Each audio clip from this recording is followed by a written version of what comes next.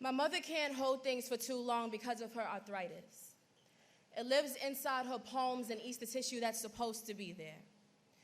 I watch things meant for my mother's hands slip through her fingers. And I don't know if that's why she began to omit picking me up for putting me down. Lord knows I'll swallow every muscle my mother's hands have no room for. But what about when I'm already feeling so heavy and only looking for somewhere to share the load? I thought daughterhood would make safety a street light. Have me running to my mother when I was feeling dark. But her arthritis makes it hard to hold doors open or hold space or hold me. I never got to be held, only be hollow. I've heard a shut door more than it's gonna be okay in my mom's voice, and I know my mom loves me. It's just the arthritis. But one day she slapped my face so hard my cheek swallowed her handprint, and I realized her arthritis just flared as she was tender with me. I felt more nuisance than next of kin. My mom's arthritis could only fit my sister into mommy-daughter dates, couldn't braid my hair but could grip my brother's locks into a retwist. Often made me feel like the only pain in her joints was me, and for the longest, I thought it must be strength. The way I don't let my mother's arthritis eat at our relationship, the way it has her tissue.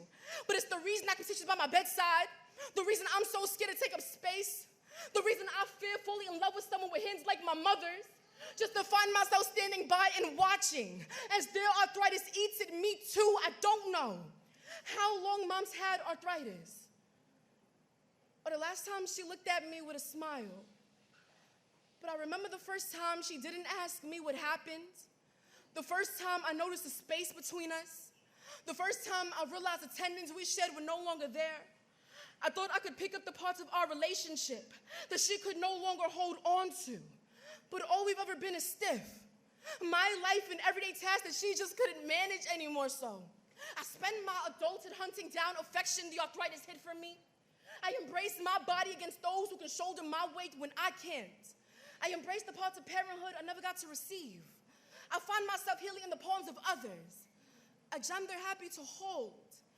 And I'm so grateful when that is all I've ever really needed in the first place. But if I'm honest, I will always wish my relationship with my mother was stronger than the arthritis.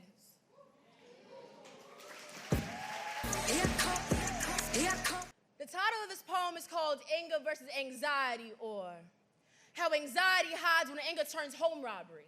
Because I am very much like that, despite my sad days. I'm very much like that with a side of mental illness. My mouth will burn body to ashes, but still freeze shut when I'm yelled at.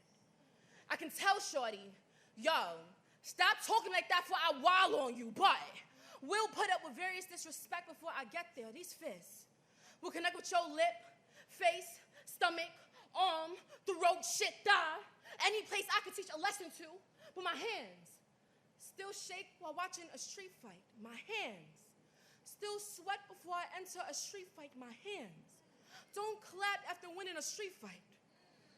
They just breathe, happy it's over. Neither of us wanted to take it this far.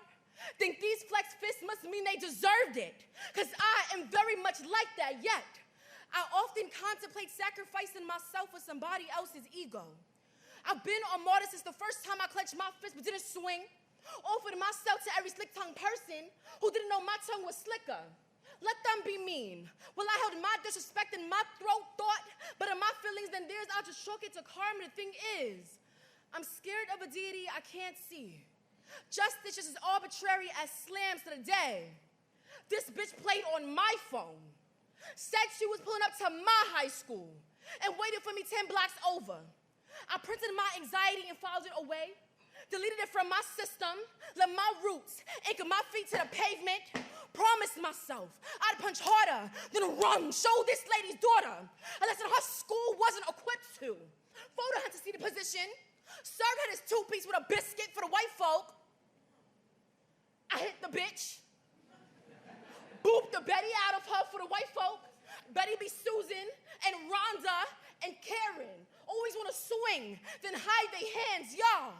One day I let this girl slap me and chalked it up to our friendship.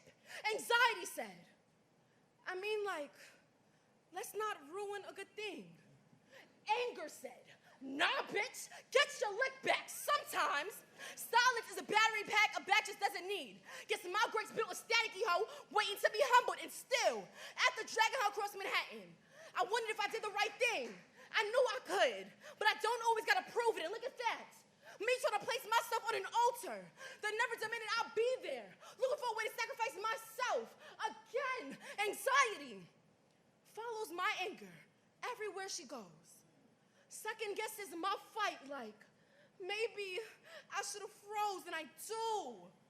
But sometimes I don't, because there are days my pride worked as much as a punch, and my anger will seep through my anxiety like a leaky faucet, and we'll run.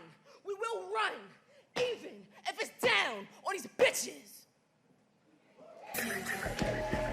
Do something to make me feel good.